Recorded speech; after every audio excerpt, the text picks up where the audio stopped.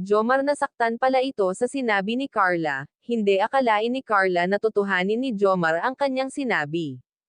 Bago ko ipagpatuloy ang maiksing reaction video na ito, hiling ko lang na patapusin ang panonood nito para malaman ang nilalaman nito, at kung bago ka pa lang sa munting channel na ito, paki-subscribe para lagi kang updated sa video ng mga kalingap. At pakisuportahan natin ang ama ng kalingap na si Val Santos, matubang Ate Edna Vlog at si Kalingap Rab. Isang mapagpalang araw sa inyong lahat mga kalingap, at shoutout nga pala sa patuloy na sumusuporta sa aking YouTube channel, lalong-lalo na sa mga viewers natin na walang sawang nanonood at sumusuporta. Salamat.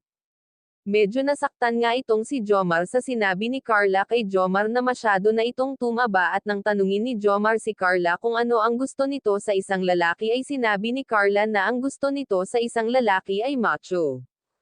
Kaya nang marinig ito ni Jomar, ay sinabi niya sa kanyang sarili na kailangan niyang mag-gym araw-araw para mabilis ang pagliit ng kanyang tiyan. Talagang tinutuo ni Jomar ang kanyang pagpapapayat. Kung sa bagay maganda naman talaga ang ginagawang pagpapapayat ni Jomar para iwas high blood. Masyado na rin talaga na tumataba na si Jomar, kaya mas maganda ang kanyang ginagawa ngayon.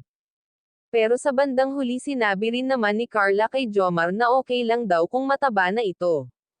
Basta ang importante ay mabait, dahil iyon naman talaga ang importante sa isang tao, ang mabait, dahil aanhin mo naman ang maganda ang katawan kung pangit naman ang ugali.